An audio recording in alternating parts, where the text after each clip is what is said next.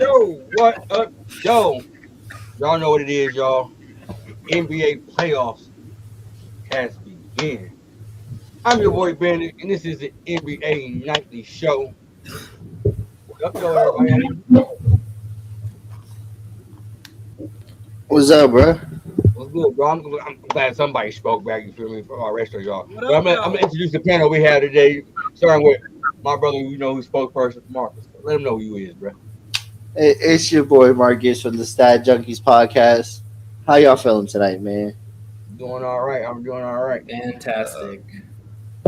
Yo, from one ass cheek, three tells, Nate the Great Man. What up, though? What up, Doe? Yeah, just ready to talk some NBA basketball. Technically, it's not the playoffs yet. We got the play-ins first, but if you want to be particular, But yeah, super excited, man. It's going to be some good playoffs. Already looking at these matchups, and even the play-ins are going to be exciting to watch. So I can't wait for tomorrow, man. It's going to be the next 2 days are going to be freaking awesome. Electric. Ain't the playing is a part of the playoffs? It's the same thing. Kind of, It's the sort same of. thing. Yeah, kind of, sort of. Not really. How No, no, until a playing team goes far in the Yeah, run and it's kind of makes like it. the NCAA tournament. The tournament doesn't count till you get into the 64. team has Fact, won before. Team has facts. won I like before. that. My brother from Detroit Fan Report, Rich. What up, though? What up, Joe, man? You ready for this playoffs, man? You got basketball hitting the playoffs. You got hockey about to hit the playoffs. You got tourney. No, we don't. Not in Detroit, we don't. We don't want to talk about hockey teams. Not Detroit, no, but Yeah. we got the NCAA tourney just ended. We got the NFL draft next week. I mean, baseball in full swing, man. It's a lot happening these days. And It's a good time. WNBA draft is happening tonight. Don't forget about that one. Mm-hmm. I'll let Yeah, you get that one, bro. I'm always great getting. time. Great time to be a sports fan. It's a great time to be a sports fan. Yeah. All right, man. Let's talk about a couple topics, man. Then we're gonna preview, which Nate said, the play-in games. You know, we'll do that. All right, starting off with Rich. I'm gonna call you up to the mic. You feel me? I mean, as soon as you turn your camera off, I'm putting you to work. Boom. Now they saying, "Oh, Detroit play rough. They always fight." Is this the new bad boys down in Detroit, man? Are you feeling? Is it unsportsmanlike conduct, or do you So, validate? I mean, it's definitely a new era of basketball. It's not like, the 80s and early 90s, man, when it was rock'em sock'em out there. But, man, most, or quite a few, especially your successful organizations, they all have an identity, right?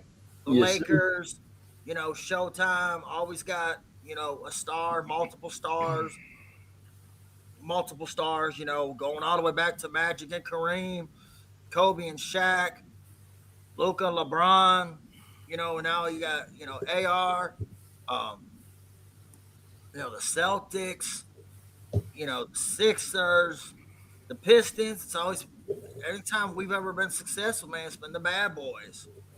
I mean, of course, it's not like, but, it's not it's the toughness and it's the defense that come with it, right? The bad boys, they play defense.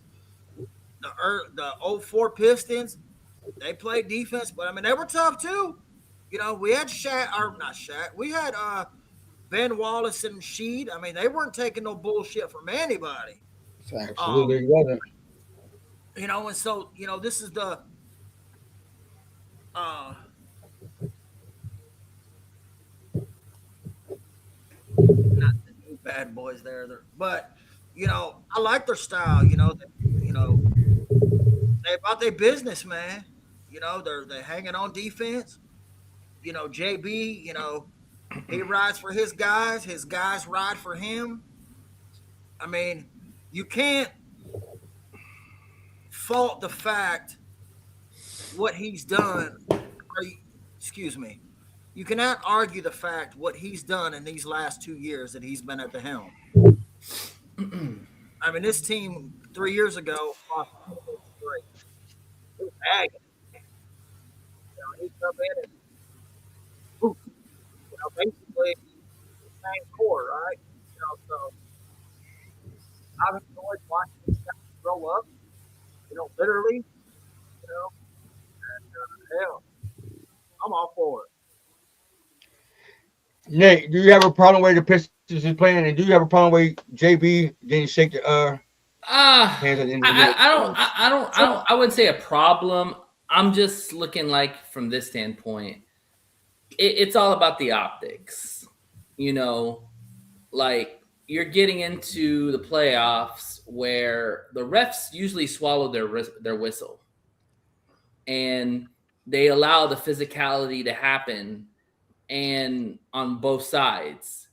And I think that there's times where the Pistons can kind of be seen as the team that's trying to I'm trying to think of a word. They're trying to send a message to the NBA with what they're saying, whether they're not getting the calls, whether, whatever it is, a disrespect or whatever it is, it's a fine line you have to walk, and I think that when it comes to the playoffs, you want to be on the good side of the NBA, not on the wrong side of the NBA, and I think that they need to just kind of shift their focus a little bit more to just playing basketball and continuing their style with what is a very physical style of defense, but basically just stop crying and just play basketball. They don't cry. Come on now. That's Brunson. No, they do. They do. No, they don't. They do. No, they do. don't. SGA cries. Jalen Brunson cries. Come on now. But I'm not talking about in the game. I'm talking about in the pressers. Like Bickerstaff will say, "Oh, we didn't get the call," or "Oh, this didn't go this way or that way." Like, dude, we're getting to the playoffs. They're gonna swallow their whistles. It's gonna be more physical. Cade's gonna get roughed up, just like they're gonna rough up other players on their side. Like, and this whole jawing back and forth with coaches and all that, like, and not shaking the hands of the team. Like, come on, man. What are we, 2? What's wrong with that? It's disrespectful. How? It's a regular season game. It's a nothing burger, bro. If you coach your kids and you see that team not shaking their hands, what kind of sportsmanship and what kind of message are you sending to your kids? Their last 2 games. I don't care. I don't care. Swallow your pride and shake the person's hand. A basketball game is an emotional game, just like any other sport. Just shake their hand and move on. You don't have to like them. Nobody says you have to exchange jerseys, but just be professional. Their last games against each other, they've been very physical. Big fight. They're trying to get ready for the playoffs. It's a very good chance that we meet the Hornets. I ain't got no problems with it, bro. I ain't got no problems with it, man. It ain't the playoffs. It's a nothing burger, bro. Man, that's the problem. If you ask the old guys, that's the problem with these new guys. They all want to freaking hug and kiss. It ain't that competitive shit like it used to be, man. But we're not talking competitive shit. It's called being disrespectful is what it's called. Michael Jordan did it to the Pistons too, bro. Okay, but what I'm saying is it's not a right message to send is what I'm saying, okay? Like the games are heated, stuff happens, but we've seen players get into it on the court during the game and they still find a way to shake their hand at the end. That's all I'm trying to say. It's just a regular season, ain't no biggie. We got Ed. I get it, Ed. Well, I mean, that's fine, Ed. But you know what? If you have kids and you're trying to teach them good manners and good sportsmanship, that's not good sportsmanship. So you can say all you want to say that it's soft or whatever, but you're teaching your kids the wrong message, and they're seeing that. And that's what I'm trying to say. Like other people are watching these games, and when they see a team refusing to shake their hands, that's like, come on, dude. What are we, 5? Like just like no different than Gino Auriemma not shaking fucking totally different. Daly's hand. Totally no, different. It's the same thing. It's no, it is not. They don't It's do it in the regular season, bro. Do you see after a baseball game, they go fucking shake each other's jocks? Hell no, they don't. They only do it in the playoffs, bro. Or they want to set like exchange jerseys, man. It's a nothing burger, bro. It's a nothing burger. Yeah, I mean, you're a Pistons fan. I expect you to say that. Marcus, man, let's get your point of view on the. All right, so here's my opinion on it. I love the Pistons what they're doing. I love the little identity, the tough defense, and everything. Could it get a little physical at times? Maybe a little bit, but all in all, I got no problem with how they're playing. Just keep it in the game. Keep it about the game. That's all. I think they're not doing anything dirty. Now the bad boys, might be pushing it a little bit, but They stand on their own. They stand on their own. you feel me? Like it's a little different, but I'll give them this. They do play defense, and they play it tough. All right. Let's get into the next topic, man. What's your thoughts on not shaking hands, Marcus? Don't put me into that. Yeah, we got y'all. Well, Alright. that's fine, B. But yeah, a lot of these kids look up to these players as mentors, and they look at them to be the bigger person. That's all I'm trying to say. Go ahead, Marcus, and I'm gonna give you my thoughts after. I go after you, bro. I got your back. See, here's my thing. Yes, you should shake hands, but heat of the moment, everything gets in. I can see why they did it, but if the other team's gonna come to you and try to shake your hand, you got to shake their hand. I'll put it that way. If the other team's gonna come to you to shake their hand, you got to shake their hand. You can't just walk by it. But they did it though, Marcus. Hey, JB, that's all I'm saying. That's all I'm saying.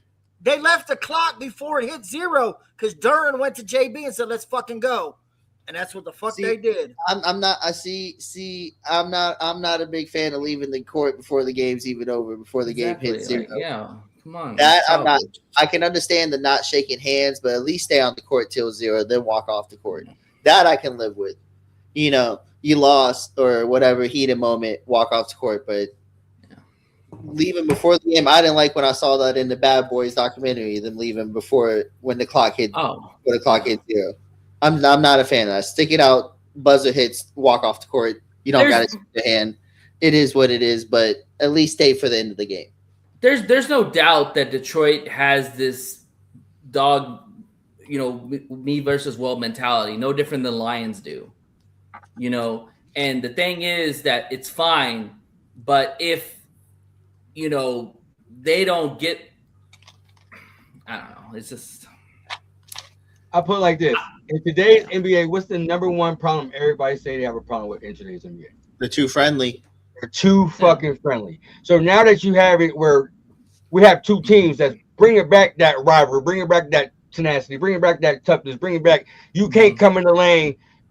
I like it, bro. I honestly do. Now, the whole not shaking hands thing. That's a game. That's in the game situation you're talking about. Yeah, but you got to think.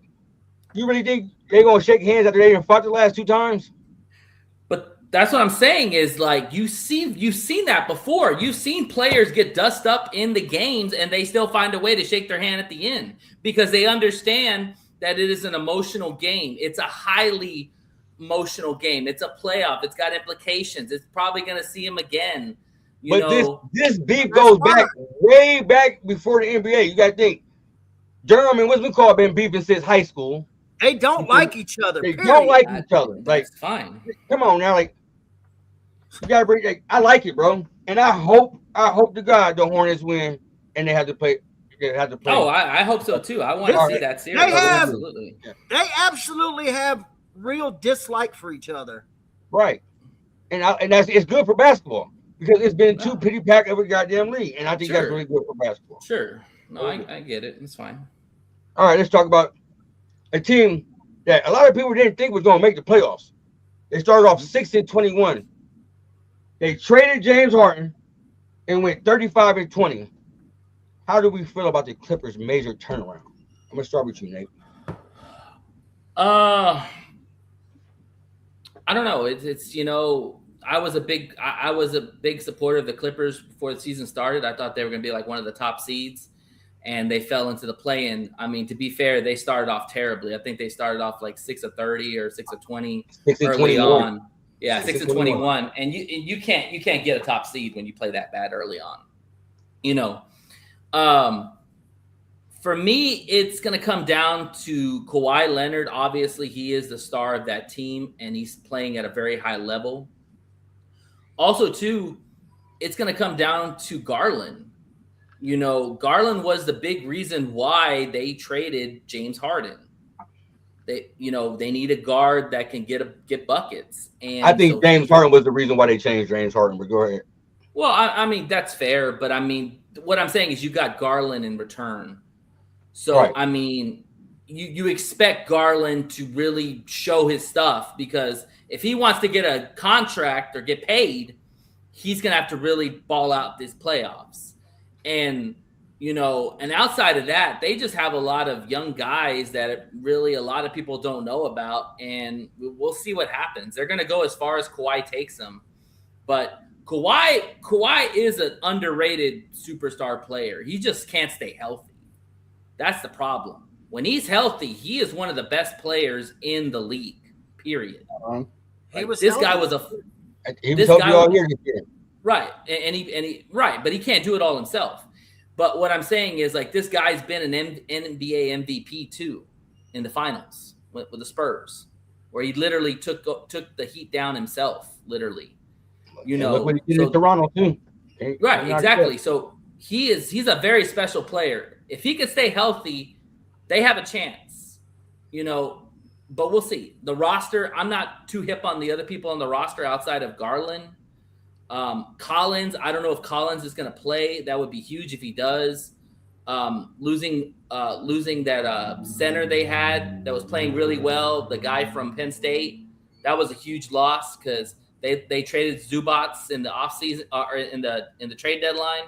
Yep. So they were really hoping that guy was going to really blossom. So we'll see. Marcus. I always knew they had it in them. You always believed. Yeah, I'm not gonna lie. I've always liked the Clippers lineup just because of Kawhi and who they had. Yeah, they made some moves, and adding Garland. I said from the beginning, both sides won in that trade. In my opinion, that's one of the few trades where both sides benefited from it. But adding Garland to help out Kawhi when Kawhi can do anything, because he can do it all: guard your big man, shoot a three, dribble. It's a scary matchup, them in the play-ins, because they got the Warriors. Yep. Step back. They should win that series. They should win that game. I have that game. I have a feeling they're gonna win it too. And the Clippers healthy, with Kawhi moving the way he's moving right now, leading the team in all stats, assists, rebounds, and points. Scary, in my opinion, because a healthy Kawhi has always been scary. Yeah, the LeBron stopper. Yeah, they low managed the hell out of him, got ready for this playoff, so I think he should be ready though, for real. Rich, your thoughts about the Clippers, man? And they made your turnaround. I mean, yeah, it's never happened in NBA history for a team to be 15 games under 500 and finish above 500. I mean, they did. They got rid of Zubac. They got rid of Harden. Another one y'all didn't mention. So they still got Brook Lopez. He's had to step in the starting role. And I mean, he's not the old Brook Lopez, but he's still gonna get you some block shots. He can still hit rebound. Hit the three. He's the gift that keeps on giving, man. And then also a young player I liked, but he just hasn't really taken off in his career yet. Mathurin. Yes. Yeah. He needs to show up too because he's got to help Kawhi score. And he looked good in this time. He looks good. He has potential. But go on, Rich. My bad. No, you good. So I mean, and we do know with his history so far, he can get you a game or so. He can get hot, and when he gets hot, he's really good. Um, he's been averaging 18 since he got to the Clippers. So I mean, I think they beat the Warriors, and I think they end up in that playoffs. And um, I don't think they'll make a deep run, but I think they can make it hard, especially with Harden. Excuse me, Kawhi. Kawhi gets hot. It's gonna be a tough. It's gonna be a tough road for anybody. All right, let's keep it right there. Let's talk about that game. In the first playing game, we got the Clippers versus the Warriors. Steph coming back, Garland being healthy, Kawhi having a low management. He should be ready for the playoffs. So I'm gonna start with you, Marcus, man. Who you got winning this game, and what's gonna be the defining factor? My heart wants to say the Warriors so bad. I'm with you, bro. I'm with you, bro. My I'm heart, going with Golden State. But go ahead. You can't bet against Steph Curry, man. oh, Hey, Dave, it's so hard to bet against Steph I Curry. think the what they call him, the unicorn, gonna be a big. You go step up. You feel me? Yes, Oh, yes. Porzingis. I'm torn in the middle because Curry being back and he's already showing signs of him being ready to go in the couple games he had. Porzingis, we all seen what he can do in the playoffs with Boston with the limited time he played there. But then you got Clippers on the other hand with Kawhi being hot. Who's going to guard Kawhi for Golden State? That's the biggest problem right there. You gonna put Draymond Green on him? Nah, cooked. You up for the task?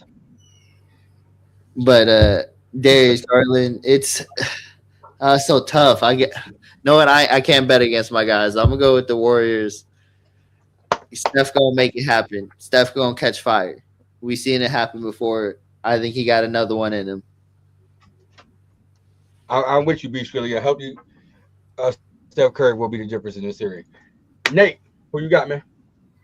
Yeah, I don't think Steph has enough help. I mean, he's literally lost his whole damn team. Moody's out, Butler's out. He's got Pacheski. I mean, but is Pacheski gonna put up 20 points? Maybe. I don't know. They traded Kaminga. I mean, KP can't. Yeah, KP can't stay healthy with his life dependent on. I get it. I understand. But if you're asking me who else is going to score for the Warriors, I don't fucking know. I mean, I know Steph's going to come to the table. He's going to put up 40 points. But, hey, last time I checked, you need about 100-something points to win the game. Where the hell is the other 60 points going to come from? You know? And I would – exactly.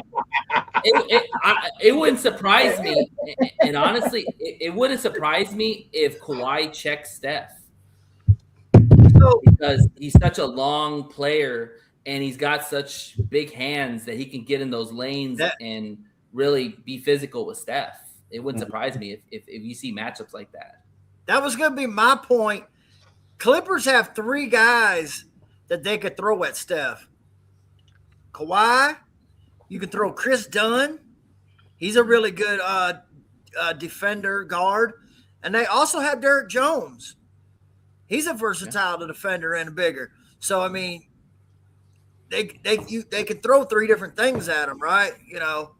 So I think that's one advantage that the Clippers do have, because, I mean, like any superstar, right? You're not expecting to shut them down. You just want to slow them down, man. Make them work, and for them to beat the Clippers, it's going to have to be an out-of-body experience. I mean, one night, sheesh, I don't know. I love Steph, and I would love to see Steph in SGA for a series. I think that would be a great watch, But this Warriors team is decimated. They are just decimated with injuries up the wazoo. To add on, no, go ahead, Dave. Finish your thoughts. I'm just saying, and Steph's 37 years old, and he's coming off his own injury problems. I hate to see a superstar wind down and suck, but that's unfortunately what we're looking at with Steph. They're not going to trade him. He is Golden State. They would lose everybody who watches him if they traded him.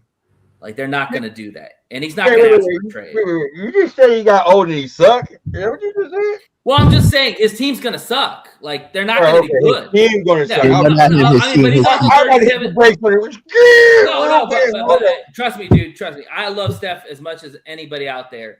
But his game is declining too. I think he's a good basketball player, but I ain't in love with him. No, I love watching him play. Like he's an amazing player. But the thing is that his game is declining, and a lot of his success is because he can move well with his feet. Like he moves well without the ball. Once you get older, you know that when your legs start going, that's it. And so he'll be more of a spot-up shooter like his father was later in his career, rather than this guy who can just run off screens and run like Forrest Gump all over the court. Like, I don't know if we'll be seeing that as much going forward with him. Now you say he Forrest Gump, he's running. I mean, Reggie Miller did it up until he retired. Yeah, but Reggie Miller didn't run as much as Steph did. Are you Yeah. Are you kidding me? Dude, Steph has the history of most feet and Go yards watch running Reggie the court. Miller tape, bro. I did watch Reggie Miller. That's all he did was run off screens, bro. Yeah, but he didn't play defense. Steph actually can play defense at times too. But anyways, the point is what I'm saying is he's already had lower body injuries. He had his first hamstring of his career, and he had, I don't know what he had what was his injury this time around where he missed all those games? What was it? Knee injury or something. It's a knee injury. So that's a hamstring, a knee injury at 37 years old. Come on. What are we saying? He's going to be limited going forward. He's still amazing, but Father Time catches up with everybody. I still wouldn't doubt him because they said he was done when them ankles. Remember when he had that ankle problem? Yeah. Yeah. You never know, man. Some guys are just different, bro. Yeah, we'll see. I was checking his injury real quick. Sorry about that. I just don't know. Like, if you look at the Warriors' future right now, they don't have one. They don't have one. Exactly. They traded. He had a lingering knee injury. Okay, so there you go, knee injury. So they've traded away all their young assets. It wasn't that. It was only symptoms though is pain. So it ain't really nothing. Ain't like it's something. He was out for a minute. He was out for a minute. But we'll see. Yeah. That's what I said, Ed. Yeah. We can debate that back and forth, but it's not old bashing. It's facts, B. Like, I'm sorry. Like, when you get up there to the high 30s, your game declines. The only guy that has beat Father Time right now, actually there's two guys, is LeBron and KD. Both those guys are still putting up crazy numbers now. But the thing is that they're also bigger dudes. KD's 7 foot. LeBron is 6'8". Steph's what, 6'2", 6'3"? Like, he's a smaller frame guy. Like I said, I love Steph. Don't get me wrong. I'm just looking at the reality of what is going forward with him. No, there is facts. You're wrong. Like, I just told you. Like, majority of players after 35 decline. LeBron and KD are the only outliers. Is there anybody else you could say after 35 that's balling out still? Still? I guess you could. Yeah, like at the highest level right now. LeBron is playing at one of the highest levels right now. KD is playing at one of the highest levels right now. Kawhi ain't no young chicken. Yeah, I guess Kawhi. You probably throw Kawhi in there, but I mean, it's a very limited number is what I'm trying to say. I mean, Curry averaged 27. What do you mean he's in that category? I don't understand what you're saying. He said he isn't in that category. Yeah, what category is he? Steph's 37. He's 38. Okay, 38. Shit, he's one more year older. And he still averaged 27 on 47% from the field, 39 from 3, and 92 from the line. Curry! I mean, that don't look like a guy who's slowing down. Well, we'll see. We'll see. Because this game is obviously going to tell you how much he's got left in the tank because he's literally going to have to score 40 to 50 points. Wait, hold up. You can't define this. You can't define this game as a game that's going to see what's left in the tank. Because one, we just said the team is littered with injuries. You don't have Jimmy Butler. Like he really don't have no help like that. So right now it's all on Steph. So you can't just say this game is going to tell you how much is left in the tank. Well, I mean, it's going to be the reason why I say that, Neil, is because he's going to have to unload the bag completely. Oh yeah, we know that. Yeah, he's going to have to play one of his best games in a long time. Like, yeah, and this is actually that's not right. No. This is actually Steph. Best season in 3 years, bro. I mean, but percentage also too. No, hold on. Let me finish it. So yes, he did play less games, but we just got to deal with what we got, right? Right. I said percentage wise. Most points scored in 3 years. But it's not his best years. Like his best years were his finals. I said in 3 years. 3 years. 3 years. All right, you don't gotta yell. God damn it. Well, listen. Shut the fuck up if you're gonna keep yelling. Well, listen. I'm tired of that shit. All right. Be respectful. How about that? Okay, Just say it was 3 years. Calm down. Everybody calm down. Okay. You'd have a freaking heart attack. Okay. 47% shooting from the field. That's his highest in 3 years. And his 3-point shooting, he was it's his lowest because he had 41, 40, and 39. And his free throw percentage is about the same. So I mean, and on 2 less minutes a game. So his numbers are up on 2 minutes less a game in the last 3 years. I don't understand what he was saying about the gas tank thing. That makes no sense. But the thing is also, too, with LeBron, and this is for B because he said about LeBron how his is declining. You know, LeBron leads the NBA in fast break points at his age. That's all you need to know about the explosiveness. It hasn't gone away. He's literally leading the NBA in fast break points. Every young player that's playing right now, LeBron is beating them in fast break. That means he's getting out there. He's still athletic. He can still move. He's still averaging, like 20-something points a game at 39 or whatever age he is? So who you got winning this game, Clippers or Warrior, Nate? I'm with Marcus. My heart says Steph, but my mind says Clippers. Just they're the better team. It'd be a miracle if Steph can win this game. I'm hoping that he does because I'd love to see Steph and SGA in the first round. But I'm gonna go Clippers. Rich, you already said Clippers. You sticking with that? Yup. I just don't want you to think I'm skipping because I remember what you said. You good? All right. Next playing game we're gonna talk about. We got the Phoenix Suns versus the Trailblazers. Marcus, I'm gonna start with you, man. Who you got winning, man? Who you gonna be the defining factor for the team you choose? Yeah, I'll go with the Suns just because of Devin Booker's experience. I can care less about this game. Really? Yeah, I'm not really that excited to watch it. I like the Suns. I gave them credit during a couple of the pods. Mm-hmm. I'm not a full. Hey, you was big on the Suns. All of a sudden, now they're in the playoffs. Like, yeah, fuck them. Because they look like a regular season team. They're a regular season team. They look good in the regular season, but when it comes down to it, they ain't got the strength and numbers to go ahead and do this playoff run. Let's just be honest with the talent they have.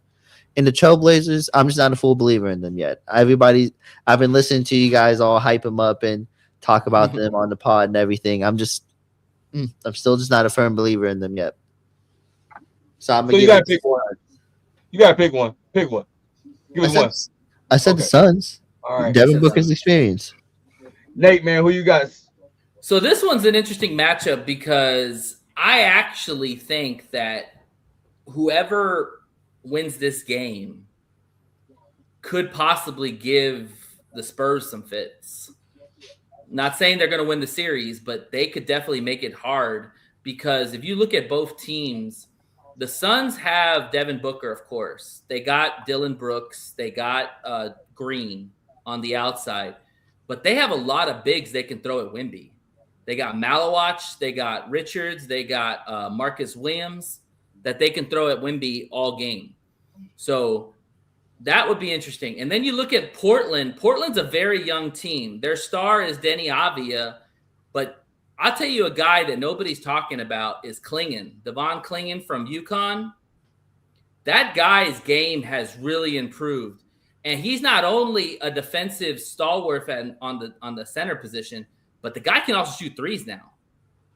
You know, and I would love to see that matchup with him and Wemby in a series. You know, because you got to remember, both these teams are both inexperienced. You know, some have a little bit of vets, but for the most part, they're a very young team that none of these guys have ever been in the playoffs.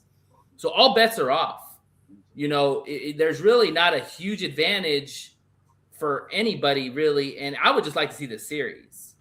But if you're asking me who's going to win, I probably say the Suns because of Devin Booker.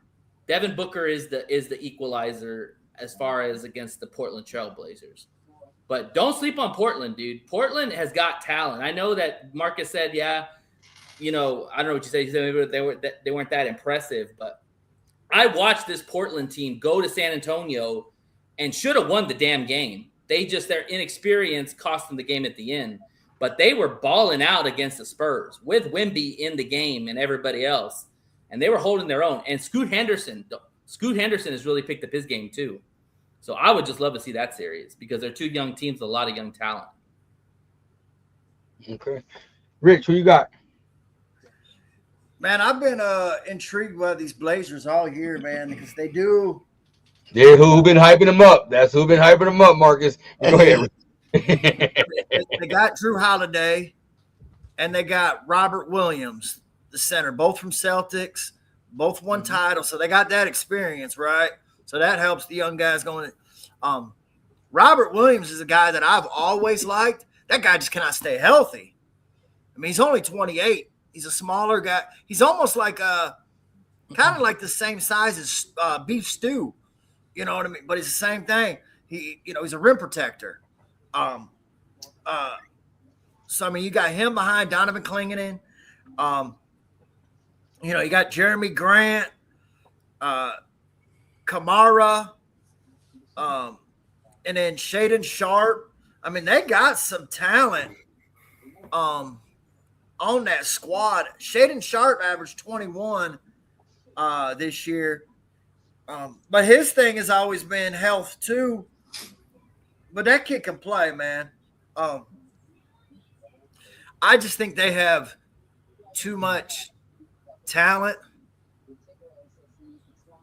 to lose to the Suns. The game's in Phoenix, right?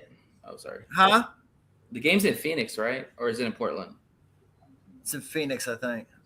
Oh, I'm on it right now. Give me 1 second. yeah, I think it is Phoenix. My phone's just a little bit slower because I got a dinosaur age iPhone. I mean, Android. You talking about my internet? But yeah, it's in Phoenix. But I just think the Blazers have too much talent, man. I think they beat them, and I think they could. I don't think they're title contest. I mean, you also got to give them credit, man. Losing their head coach and that whole fiasco. Tiago Splitter, man. He used to play center in the league. Played for the Hawks. We know about Tiago. That's who should win Coach of the Year right there. Yeah, shit. I mean, nobody saw Portland even being in the play-in after all that fiasco they had and all the young players they've had. I'm going with JB, but I couldn't argue. I wouldn't argue that one. I wouldn't argue that. You know, that's a lot, man. So, yeah, give them credit, man, especially with,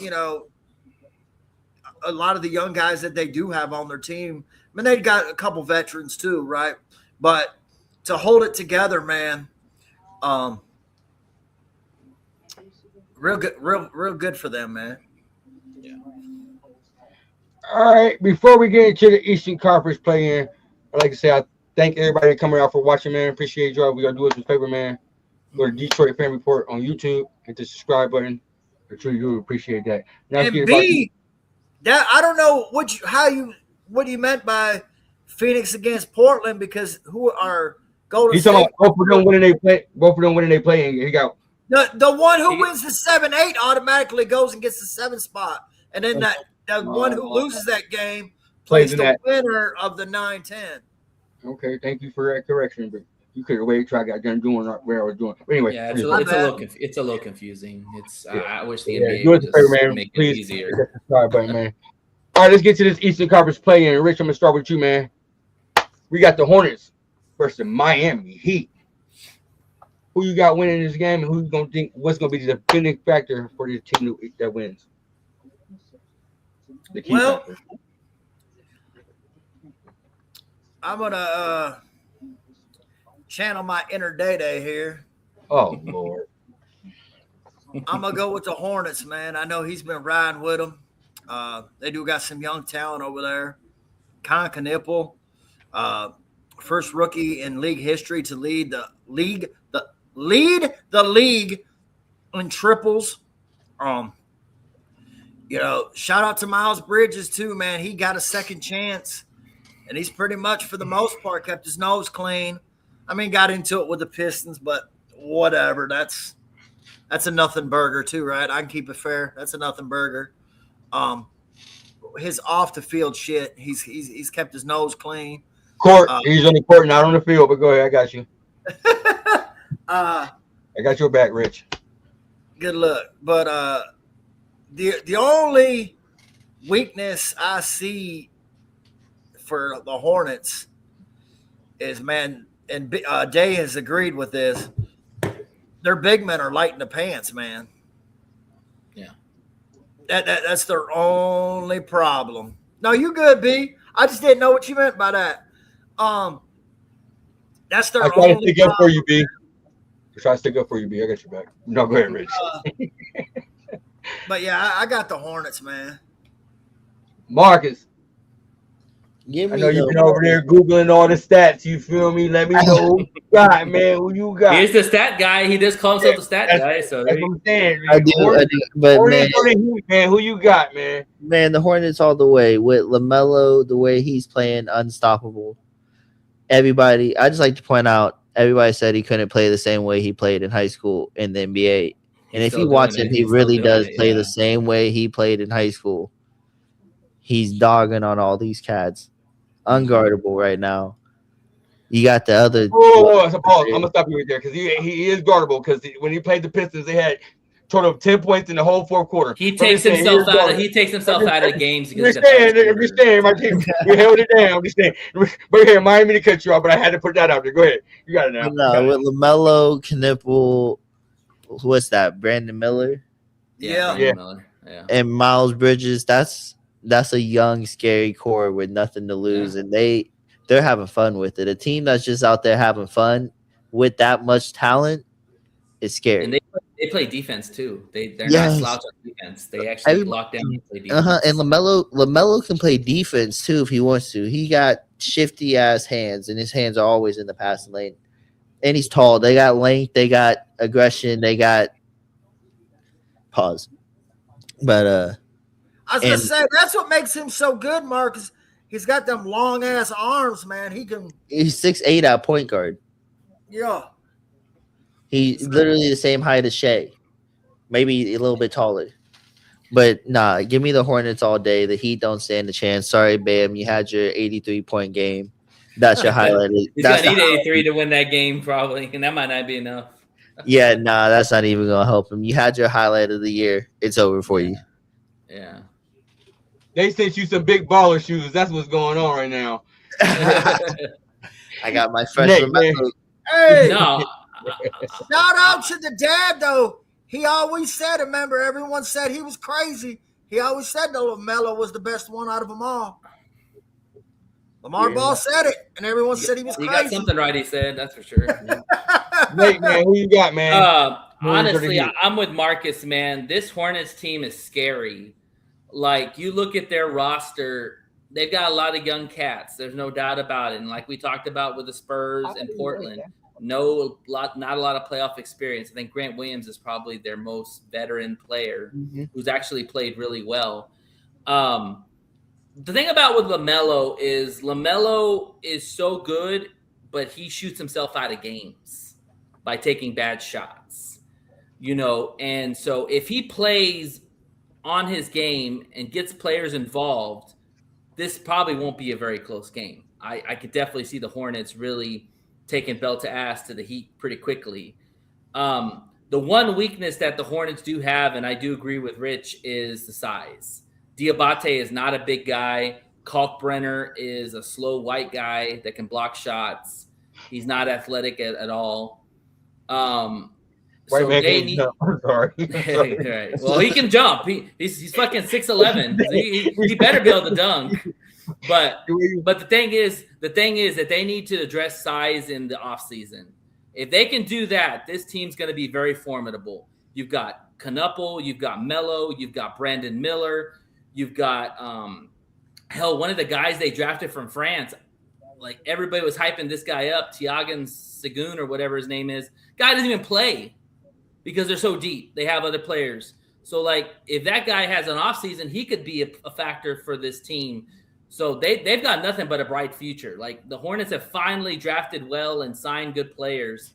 Now it's just a matter of adding pieces, and they need to add a big in the offseason to kind of go along with their lineup. But yeah, the Hornets will win this all day. I don't think it's going to be close. All right, everybody, the whole panel is going with the Hornets. Okay. All right. Now watch what Baron about to do. He about to drop 91. Why? Now the Heat gonna win. But anyway, I'm just playing. All right. Next game we're gonna talk about. We got the 76 versus the Orlando Magic. Shout out to my boy Steve.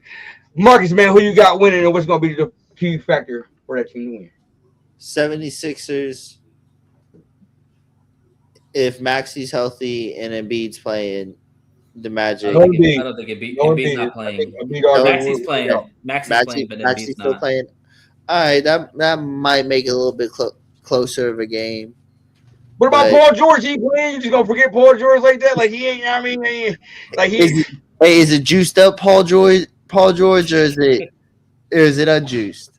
It's Paul George. That's all you need to know. we plead the fifth. We plead the fifth. But nah, Orlando's tough. Don't get me wrong. I'm not gonna discredit Orlando with this one but I'm gonna give it to the 76ers and Maxey, just because. I think he's more of established his game already, and we know what we're gonna get from him. Paulo and everyone's still young and still what? Did they make the playoffs last year, or the play-in? So, yeah. I can't remember. Yeah, they did. Yeah, they did. But yeah, I'm gonna go ahead and give it to the Sixers. Our boy Bree Squiddle said he got Orlando. Nate the Great, man, who you got? 76ers? Yes.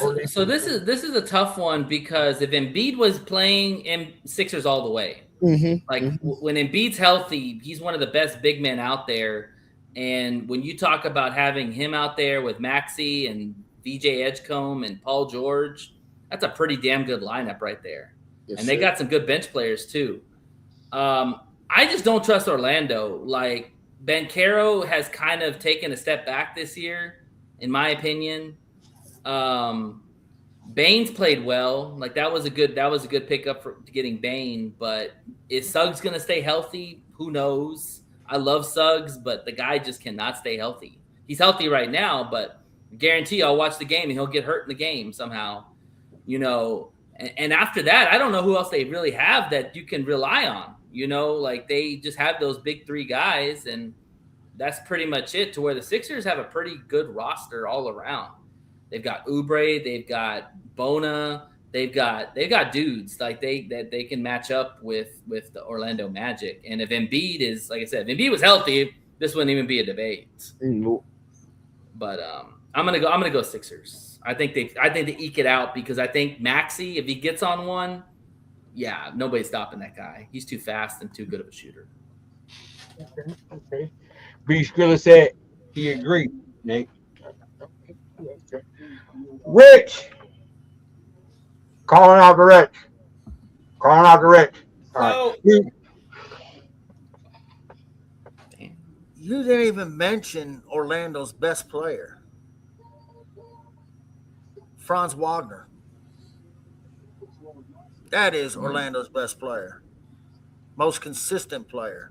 Yes. I say most consistent because I don't think he's the best player. Yeah, Ben Carroll. He is. Yeah, I don't know.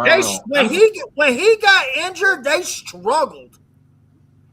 Yeah, but that don't make him Because the he best could player. ball handle, he could play defense, he could shoot. Yeah, buddy. Ben He's- Carroll was the number 1 pick of the draft. He's a key That piece. don't mean nothing. Jamarcus Russell was the number 1 pick, and he didn't know how to read it. I mean, that number 1 pick shit don't mean nothing to me, bro. But he is Well, the the face of the talent is franchise. there. The Yeah, talent he's is the face there. of the franchise, Rich. He is the face of the franchise. Markel Fultz was the number 1 pick. Oh. Where's he Yeah, I'm at? just saying, Rich, he is the face of the franchise. That's who they building the team around. They're not building the team around old dude. I'm just saying. Let's keep it real.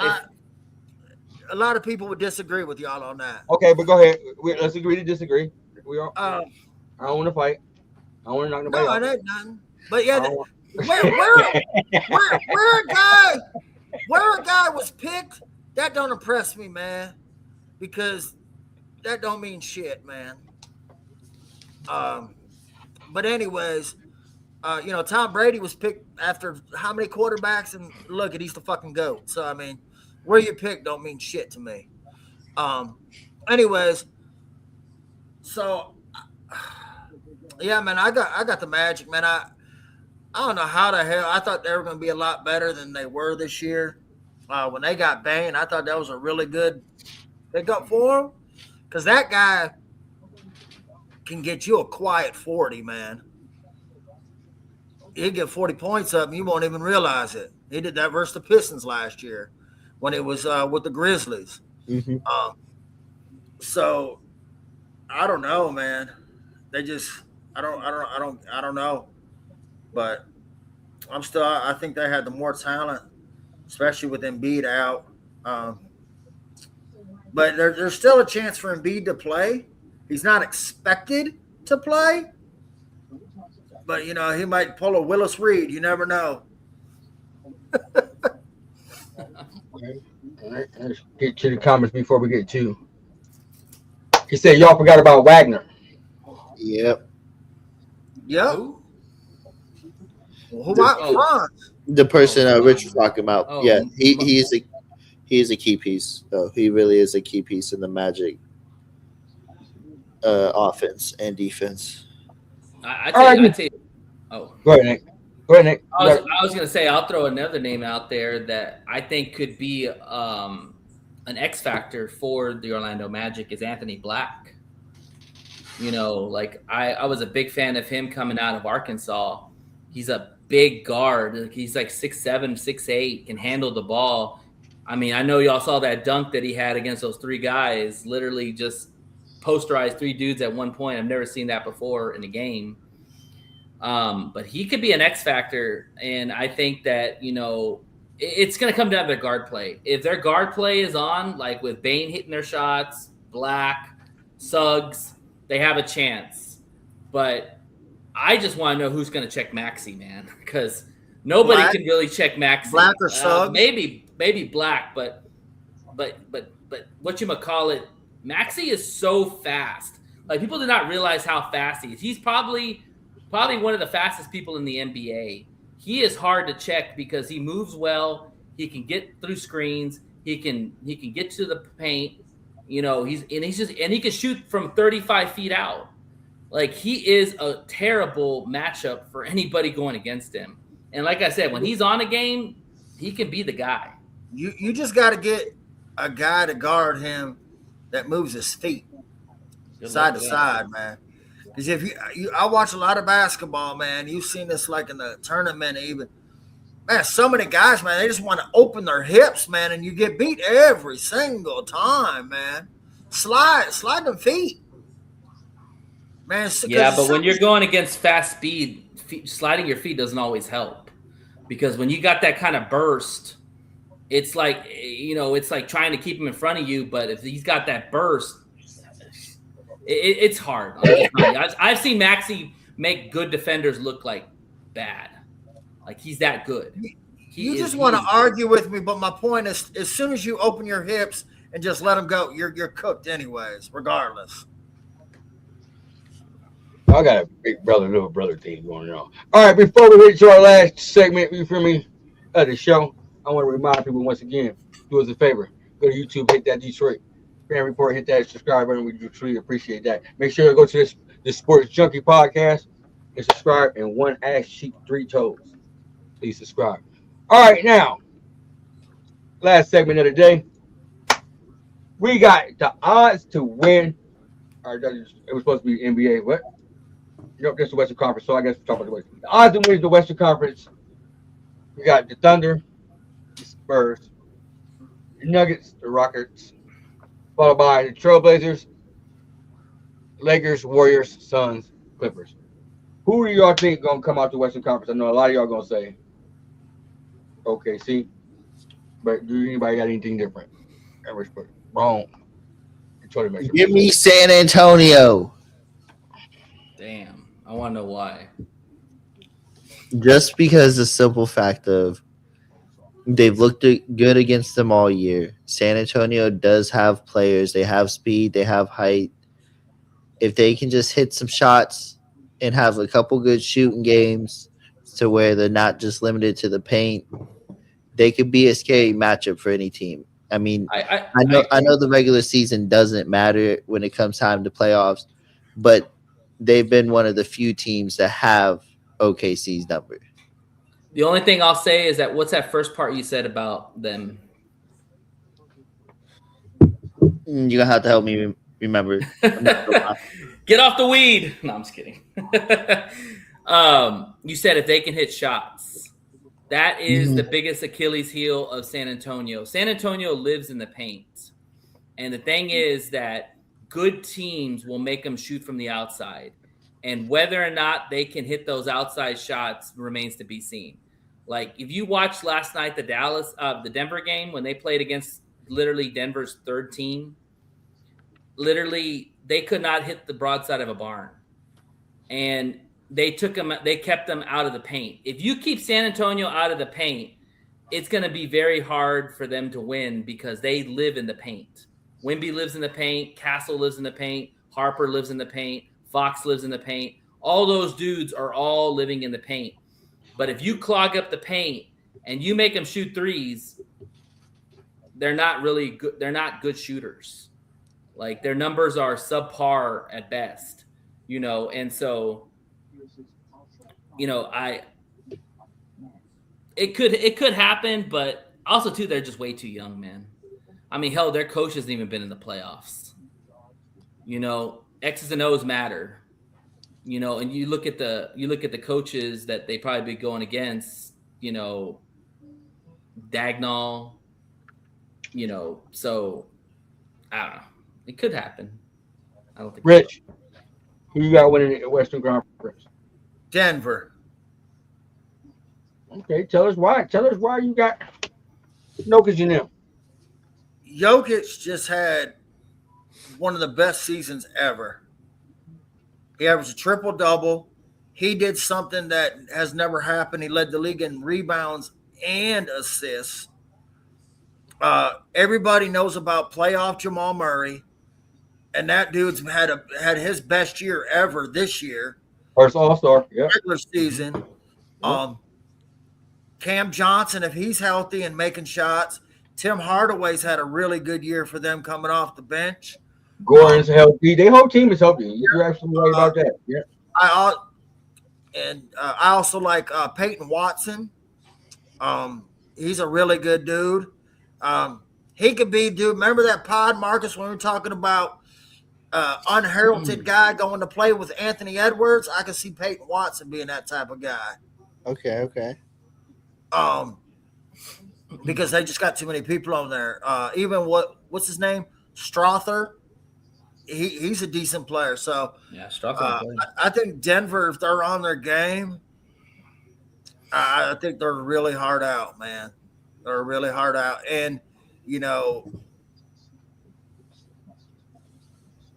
it's funny you say that 2 times a game you can't shoot, but one. I mean, it's just the eye test. If you just watch that Denver game, dude, they were jacking up threes left and right, and neither one of them were hitting the barn or hitting the rim. Like, yeah, not Seattle. I don't know. I said San Antonio does struggle with shooting a lot. Yeah, Castle's a 33% 3-point shooter. But On the even season. if for the teams that live and die by the three, you can still shoot.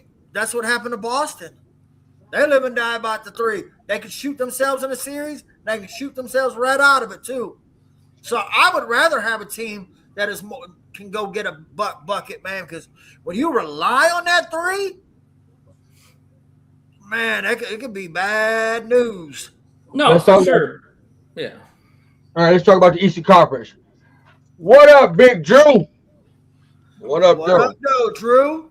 What up, Joe? All right, let's talk about the Eastern Conference. I found the odds because I thought I had the odds for the whole NBA to win the whole thing, but I had the West, so I found the odds for the East.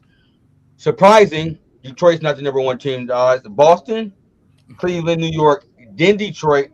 Then we got Atlanta, Philadelphia, the Hornets, the That Magic. was surprising when I saw that. I was surprised on that. I was like, damn, they really disrespected Detroit in that end. Really disrespected Detroit like that. Sure, with that said, Marcus, I'm gonna start with you, man. Who your favorite to win the East?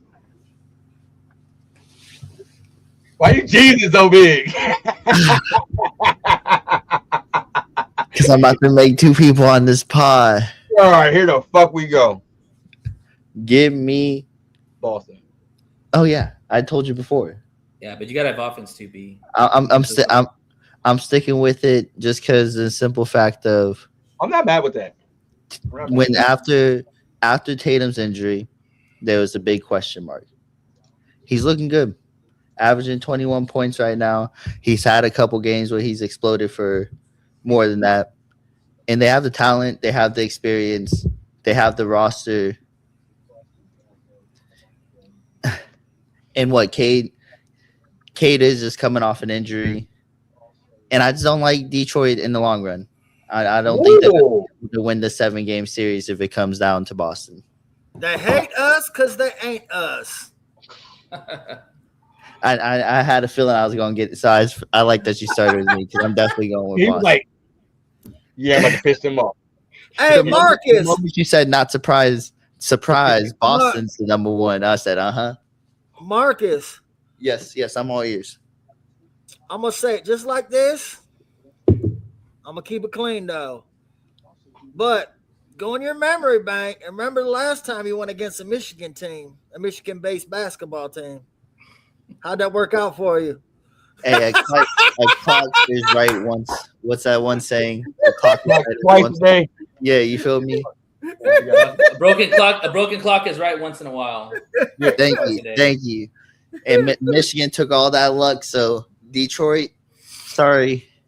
But Better luck next year. I think you can look at it. So tell us why. Yeah, hold on, Rich. Tell us why you got Detroit winning because I know that's where you're going with it. Detroit.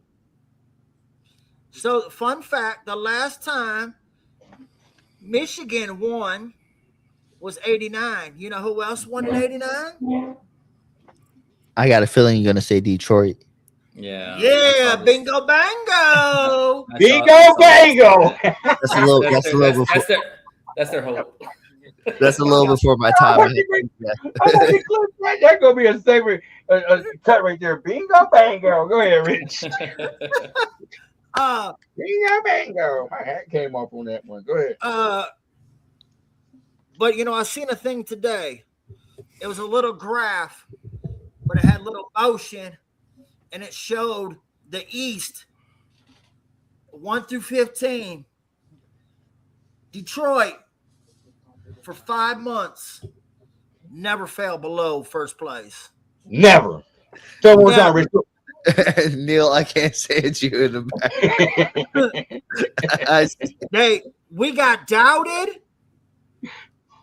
when K got hurt. Everybody on these pods said, "Oh, Detroit's gonna lose it. Detroit's gonna lose." No, they didn't. I actually think that was a. Get the fuck out of here, bro. Fun facts, huh? Yeah.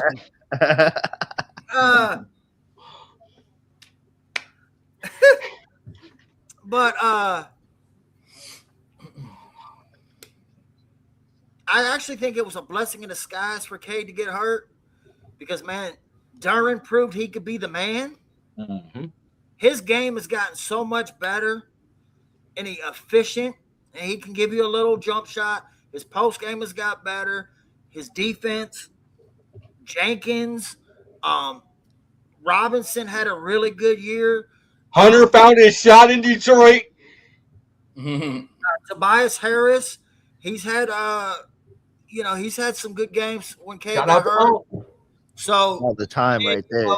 they got the defense. Asar, you can put him on any wing Boston. guard in the East. So I mean, and Cade can go get you 40. 40, like it ain't nothing.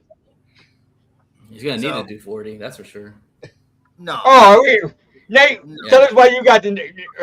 Yeah, I mean it's just simple. It's simple math. I mean, you look at both teams. The Pistons are inside paint shooting team. They rely in the paint. The Celtics are more of a 3-point shooting team. So 3 beats 2, right? Last time I checked. And now you got good defense. Yeah, but the thing about it, if the ball's moving and the shots are hitting, you can play great defense and still lose the game. I mean, the thing is that Boston can defend too. They're not a slouch on defense. Mazzulla knows how to coach defense too. And you've got arguably one of the best two-way players in Jaylen Brown, and Tatum can D up. Derek White can D up. The thing is that this is what it comes down to for me. If you take Boston's best 2 players and you take Detroit's best 2 players, we can all agree Tatum and Brown win that debate. Okay? And so those guys can get you 40 apiece if they want to.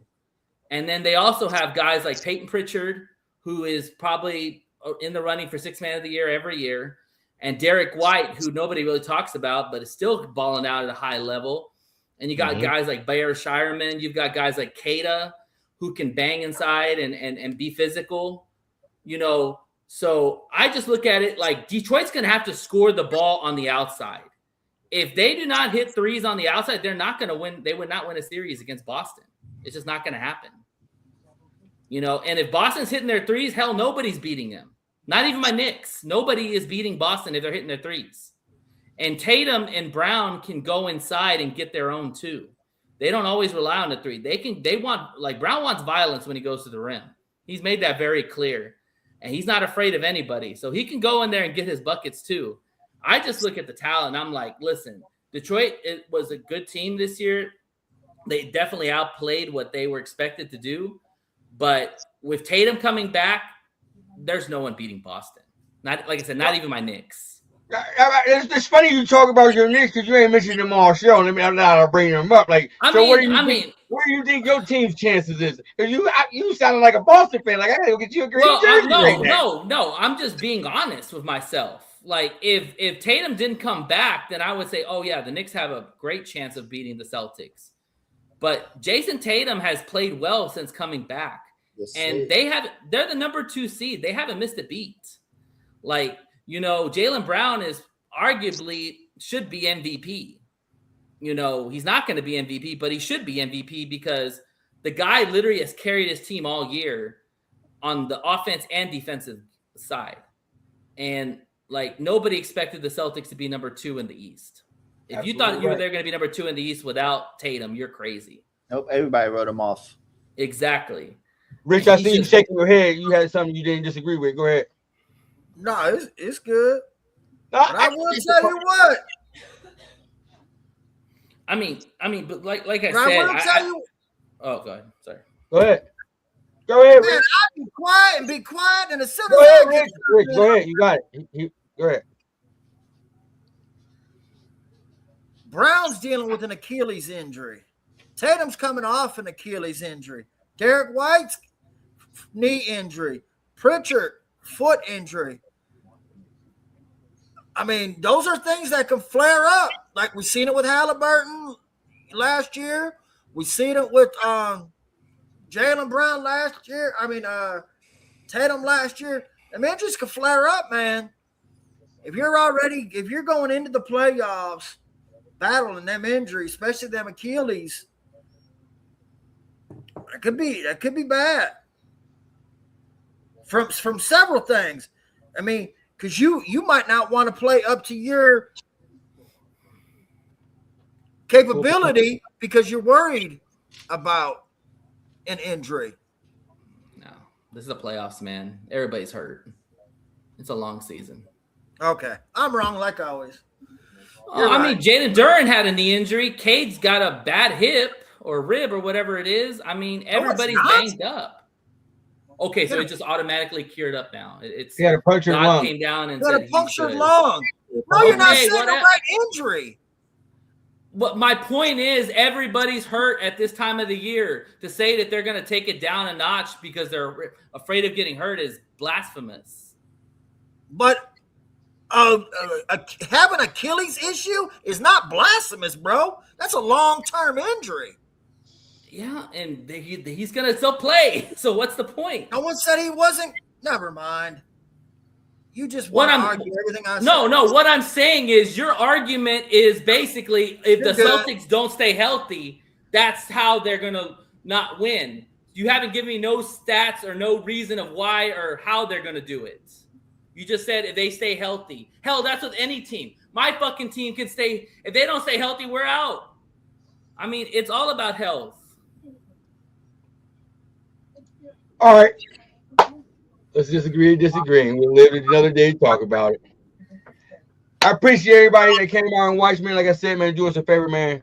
Please go to Detroit Family Report, hit the subscribe button. Marcus, let them know they can subscribe to the Sports Junkie podcast. You can find the Stat Junkies podcast on Facebook and YouTube. So be sure to like and subscribe and hit the follow button. Appreciate you coming on once again, my brother. With that fresh haircut like you about to go to prom. Okay. They represent for the light-skinned folks. Hey, I see you, bro. I had to get back right. He really said the light-skinned folks. I had to get back right. Nate the Great, man. You know, we appreciate you coming on too, man. Let them know they can find you at, man. He's just a light-skinned brother. That's all he is. If you remember Titans. Yeah, One Ass Chica, Three Toes. Check us out on YouTube. Like and subscribe. Always good to be on here with Neil and the guys talking some basketball. And, yeah, enjoy these play-ins, guys. These are going to be some fun games. I hate that they're on Prime, but I actually have Prime, so I'm good. If you need a link, I got you. But I feel bad for people that don't have Prime because I think that that's kind of. If you need a link, I got you. No, I know what link you're talking about. That shitty ass link. No, hell no. That link's like. You hit that subscribe button. I see you the link. Subscribe to the link. Anyways, subscribe if you need the link. I'm done with him. I'm dead serious though. Well, we know you're serious. You're still talking about it. He's got the Al Jazeera link or something. I got you. Rich, my dog. We never gave you time to gloat about your Michigan Wolverines, though. So we're going to give you 30 seconds to gloat about your Michigan Wolverines. It's been a lot of controversy about Michigan. Rich, give you your time to shine. Go ahead. Let them know about your Michigan Wolverines and then where they can find you at. They doubted us. They hated us because they ain't us. I was told that we would not get past Georgia, who Georgia didn't even make it. It was St. Louis. We killed everybody. 25 seconds. And we won. We are the Natty, baby. Shout out. Go Blue. I got you, Rich. I got you.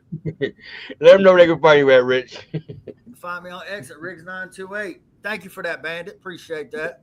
And you see, I didn't mention them all show, only then to make that reference about. I can see you like he was building up like sorry, let it get out. You feel me? We do therapy over here. We got therapy session too, man. Like I said, I appreciate everybody that came out and watched, man. Do us a favor, man, and subscribe to everybody's channel, man. This is the NBA Nightly Show. We will be here back Thursday to recap some of the play-in games, and maybe we have everything, hopefully, so we get to talk about these first round ones of the Eastern Conference and the Western Conference. With that said, man, like I said, hit that subscribe button to all our channels. Everybody have a blessed night. We out. Peace.